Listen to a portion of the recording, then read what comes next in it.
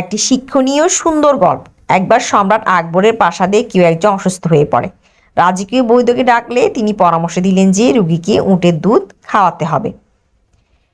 সম্রাট তার দরবারে ঘোষণা করলেন যে তার উটের দুধ দরকার। শুনে সবাই অবাক হলেন, কারণ উটই দুধ দিতে পারে, উট নয়। কিন্তু কিছু বলতে পারল না। দিন দুই কেটে গেল, কিন্তু কেউ উটের দুধ পেল না। তাই বীরবলকে এই কাজের দায়িত্ব দেওয়া হয়। বীরবল সম্রাটকে বোঝানোর যথাসাধ্য চেষ্টা করলেন যে উটের দুধ হয় না।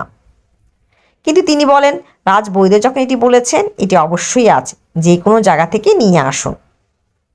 বীরবল খুব বিরক্ত হলেন। তিনি বাড়িতে গিয়ে ভাবলেন কিভাবে সম্রাটকে বলা যায় যে উটের দুধ হয় না। এসব ভাবতে ভাবতেই দিন দুই কেটে গেল, আর বীরবলও দরবারে গেল না। আকবর চিন্তিত হলেন বীরবলের কি হলো। তিনি কেন দরবারে আসেন না তা দেখার জন্য একজন কর্মচারীকে তার বাড়িতে পাঠালেন। যখন ভৃত্য সেখানে গেলেন, বীরবলের মেয়ের সাথে দেখা হলো। ভৃত্য তাকে জিজ্ঞাসা করলো কি হয়েছে বীরবলের, তিনি কেন দরবারে আসেন না। মেয়েটি উত্তর দিল, গত রাতেই বীরবলের একটি সন্তান হয়েছে। ভৃত্যের কথা হজম করতে না পেরে ফিরে এসে সম্রাটকে জানালেন। সম্রাটও বিষয়টি বুঝতে পারলেন না, তাই তিনি নিজেই তার বাড়িতে গিয়ে সত্যটি জানার সিদ্ধান্ত নিলেন। সম্রাটকে আসতে দেখে বীরবল তাকে অভিবাদন জানালেন। সম্রাট তাকে জিজ্ঞাসা করলেন, বীরবল, এটা কি, একজন পুরুষ মানুষ কি সন্তান প্রসব করতে পারে?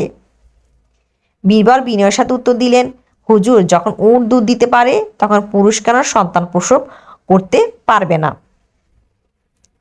সম্রাট বুঝতে পারলেন যে তিনি ভুল করেছেন। তিনি তার প্রাসাদে ফিরে আসেন এবং তার আদেশ বাতিল করেন।